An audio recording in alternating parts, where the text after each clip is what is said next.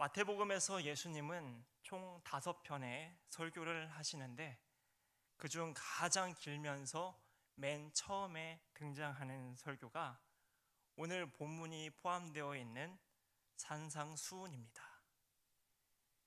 예수님이 산을 등반하신다면 우리는 조금 더 집중하고 긴장해야 합니다. 변모하시고 기도하실 때와 같이 특별하고 은밀한 일을 행하실 때 보통 산을 오르시기 때문입니다. 오늘 본문 1절을 보니 예수님께서는 군중들을 피해 한적한 곳에서 제자들에게 가르치실 것이 있으셨던 것 같습니다. 그러나 산상수훈이 끝나는 마태복음 7장에서 무리들이 예수님의 가르침에 놀랐다고 기록되어 있는 것을 보면은 무리 중 일부도 예수님과 제자들을 따라 산으로 동행했었나 봅니다. 예수님은 크게 개의치 않으시고 자리에 앉아 설교를 시작합니다. 첫 말씀은 팔복. 오늘은 그 내용을 시대적 배경을 고려하면서 살펴보도록 하겠습니다. 제1복, 심령이 가난한 자는 복이 있나니 천국이 그들의 것임이요. 가난한 자로 표현된 문구는 헬라어 성경에서도 문자 그대로 가난한 사람을 가리키고 있습니다. 경제적으로 궁핍한 사람 말입니다. 포로기 이후에 이스라엘은 빈곤했고 일부 부유층을 제외하곤 가난은 늘 서민들 가까이에 있었습니다. 쉽게 벗어날 수 없는 경제 환경은 그들의 마음까지 가난하게 만들었고 여유 없이 아슬아슬한 매일을 살아갔습니다. 그러나 예수님은 역설적으로 가난한 그 상황이 삶을 경건으로 이끌며 복의 통로가 될 것이라고 말씀하십니다. 물질적으로 가난하여 마음까지도 가난한 자는 복이 있나니 천국이 그들의 것임이요. 여기서 그들의 것임이요에 사용된 동사는 현재형 동사로 천국이 현재 그들의 삶에 임했다는 것을 말하고 있습니다. 다시 말해 비록 가난하지만 그 가난 가운데에서도 하나님을 바라보고 의지한다면 지금 그들의 삶에 예수님이 주시는 하나님의 나라가 도래하게 됨을, 그러한 복을 누리게 될 것임을 말씀하신 것입니다. 삶이 괴롭고 힘들었던, 또 희망이 없었던 당시 가난한 사람들은 예수님을 통해 큰 힘과 삶의 소중함, 그리고 하나님 나라까지 얻게 되었습니다. 나머지 다른 사람들은 자신의 신앙과 태도를 성찰하는 계기가 되고 돈과 명예보단 겸손히 예수님을 의지하며 하나님 곁에 가까이 살아가는 것이 진정한 복임을 깨닫게 되었을 것입니다. 제2복, 애통하는 자는 복이 있나니 그들이 위로를 받을 것이며. 팔복의 내용은 서로 같은 맥락의 연속선상에 있어 핵심이 매우 유사합니다. 예전에 말씀드린 바 같이 유대인들에게 예언된 메시아는 포로기 시대엔 더욱 갈구하는 대상이자 신앙이었고 그것은 예수님의 시대까지 이어졌습니다. 그리고 유대인들에게 알려진 메시아의 사역 중 하나는 위로였습니다. 당시 유대 사회는 나라의 주권이 상실되어 구조적으로 억압받는 현실에 애통이 있고 개인적으로는 가난이 있었습니다. 그래서 힘들었습니다. 그러나 메시아이신 예수님은 말씀하십니다.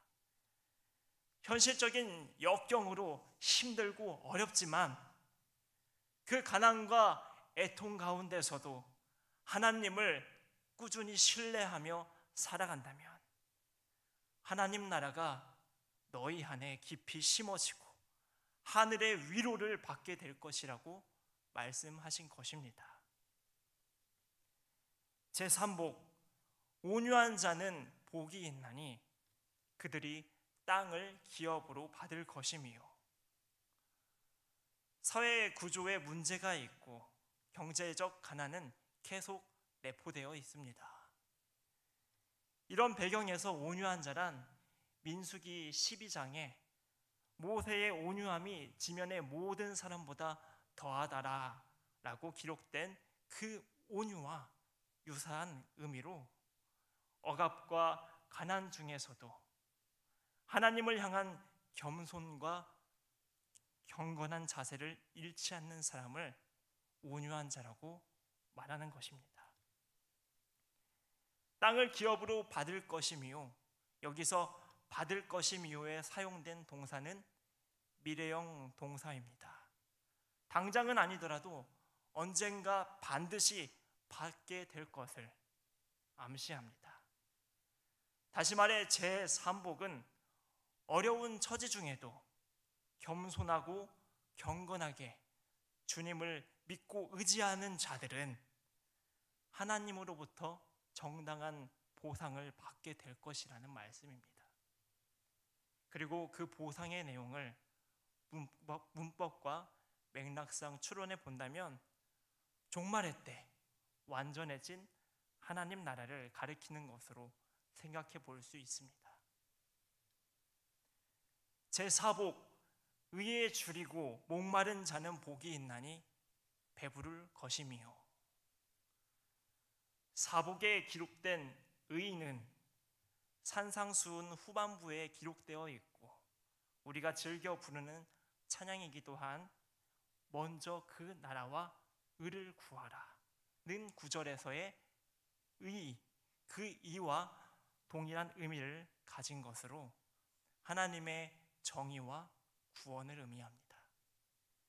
배부를 것이라는 말은 채워 주실 것이라는 말입니다. 다시 말해 가난하고 애통할 수밖에 없는 상황 가운데에서도 온유한 마음으로 경건히 하나님을 바라보며 그분의 역사하심을 구하고 고대하는 이들에게는 하나님의 정의와 구원이 임하고 은총이 채워질 것임을 말씀하신 것입니다.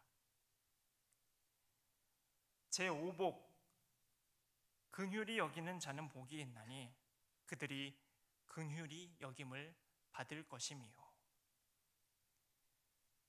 이 5번째 복은 새로운 점을 부각시키고 있습니다. 앞서 말한 4가지 복이 힘든 상황 가운데서도 하나님을 신뢰하고 의지하는 신앙적 경건에 초점을 맞추고 있다면, 반면에 이 5째 복은 다른 사람들에 대한 윤리적 행동에 관해 말하고 있기 때문입니다. 하나님은 나에게만, 한 사람에게만 자비를 베푸시지 않습니다. 또한 신앙적으로 경건한 생활은 정결한 가운데 하나님과 내가 깊은 관계를 맺는 것에서 그치는 것이 아니라 야고보서의 말씀과 같이 환난 중에 있는 사람들을 위해 하나님의 긍휼을 구하고 그들을 돌보는 것까지 이어져야 하는 것입니다. 그것이 경건 생활의 완성이고 그런 사람을 하나님께서 긍휼히 여기신다는 것을 오복을 통해 말씀하고 계십니다. 제6복, 마음이 정결한 자는 복이 있나니 그들이 하나님을 볼 것이미요. 마음이 정결하다는 것은 하나님 보시기에 마음의 중심이 바로 서 있고 생각과 동기가 깨끗하다는 뜻입니다. 우리는 한국 교회의 기복 신앙이 열풍을 불던 시기를 경험해 보았습니다. 신앙적으로 뜨겁고 열심히 있었지만은 그 행동의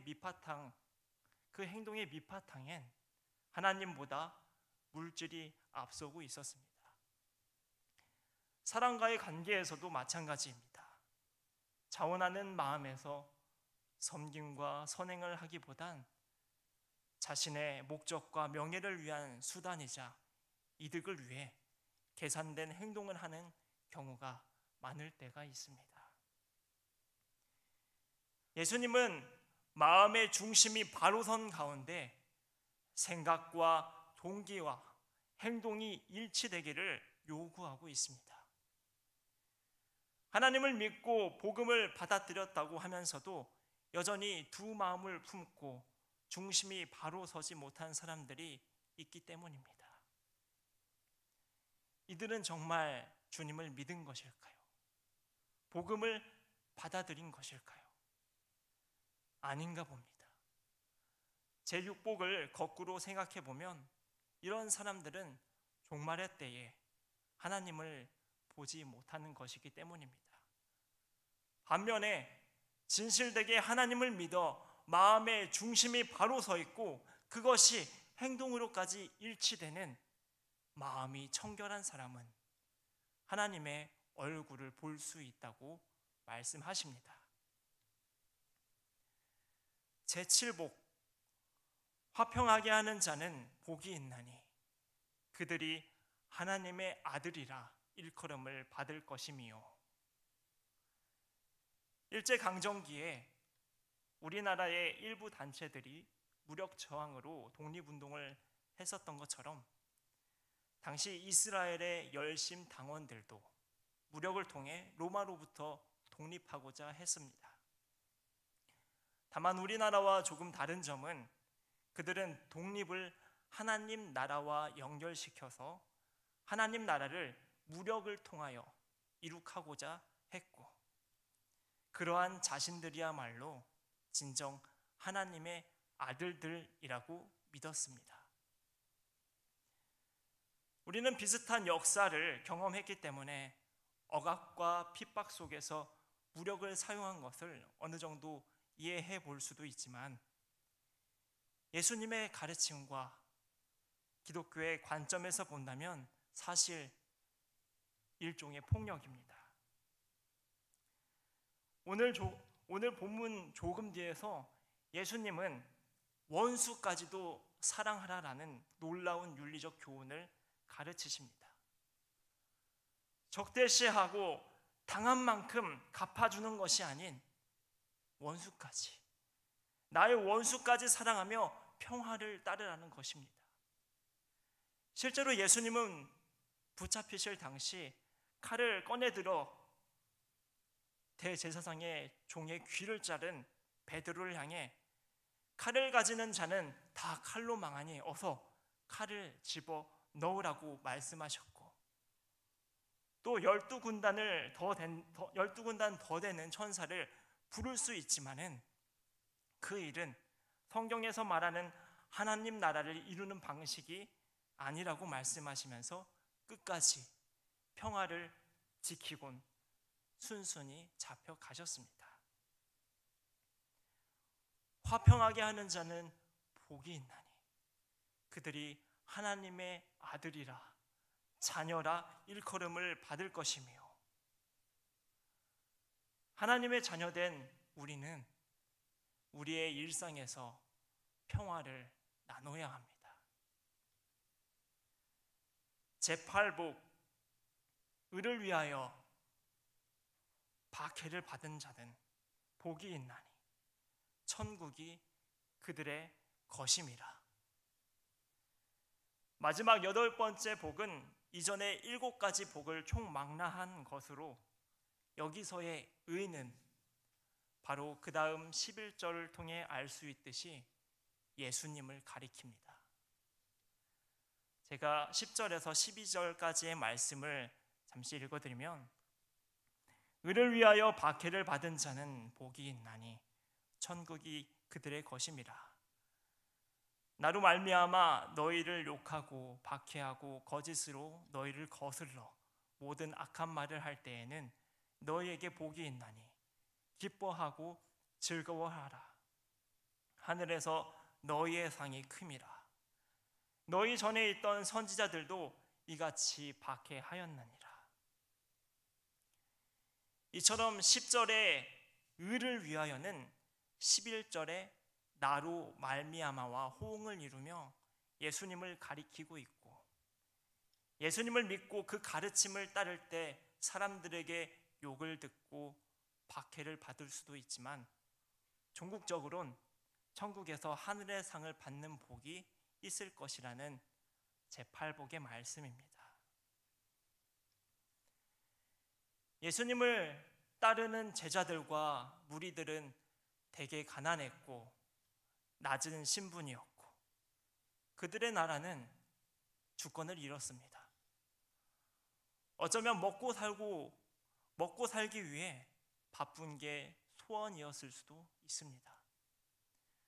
제대로 된 사람 취급받지 못한 채 무시당하고, 그래도 해벌쩍 웃으며 비위를 맞춰야 했을지 모릅니다. 마음은 상할 대로 상했고, 겉은 웃고 있어도 속으론 매일 애통하며 울었을 겁니다. 그렇게 괴롭고 슬픈 현실을 살아가고 있는 그 무리들에게, 그 제자들에게 예수님은 그 자리에서 팔복을 말씀하십니다.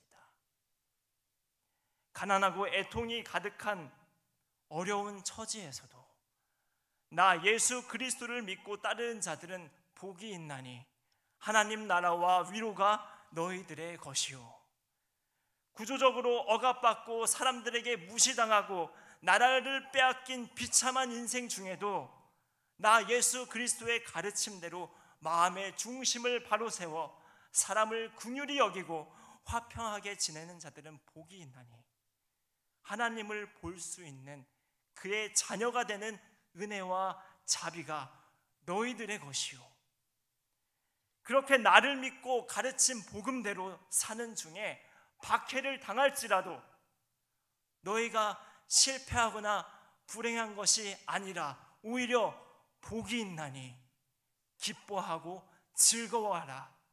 천국 곧 하나님의 나라가 너희들의 것이다 라고 말씀하고 계신 것입니다. 성경에 입각한 기독교 교리에선 하나님 나라를 지금 여기 그리고 나중 거기라는 한 문장으로 표현합니다. 천국은 예수님을 통해 지금 이미 도래되어 교회를 통해 확장되어 가고 나중 종말의 때에 완전해지기 때문입니다. 그렇기에 그 당시와 오늘날에도 예수님을 믿고 그 가르침대로 살아가는 자들은 주님의 표현대로 이미 우리 안에 임하신 하나님 나라에 거하고 하나님의 은총을 누리며 나중 그날을 향해 걸어가고 있는 것입니다. 경제적인 어려움, 질병으로 인한 고통, 심리적인 장애, 때로 우리는 다양한 상황을 마주하며 고난을 경험합니다. 비참한 인생으로 슬프게 우는 우리에게 오늘 팔복의 예수님은 너희가 복이 있다고 말씀하십니다. 가난한 자 부하게 될 것이고 박해받는 자 그 피해만큼 근전 보상을 받을 것이요와 같은 세상 논리와 같은 복과는 다른 복, 피할 수 없는 그 고난 중에서도 오직 주님을 신뢰하며 의지하는 자들에게 주시는 하나님의 복, 바로 하나님 나라와 하나님의 은총을 누리게 되는 복이 오늘 우리에게 임할 것임을 팔복의 예수님이 말씀하고 계십니다. 연약한 우리들을 위해 예수님은 상산수훈의 후반부에 이런 말씀을 하셨는지 모르겠습니다. 그러므로 염려하여 이르기를 무엇을 먹을까, 무엇을 마실까, 무엇을 입을까 하지 말라. 너희 하늘 아버지께서 이 모든 것이 너희에게 있어야 할 줄을 잘 아시느니라. 그런즉 너희는 먼저 그의 나라와 그의 의를 구하라. 그리하면 이 모든 것을 너희에게 더하시리라. 사랑하는 성도 여러분, 쉽지 않지만 어떠한 상황에서도 주님을 믿고 신뢰하며 그분의 뜻을 구하시길 바랍니다. 여러분을 너무나도 잘 아시는 우리 주님께서 여러분들의 삶에 하나님 나라를 이루시며 하나님의 은총을 채워주실 것입니다. 기도하겠습니다.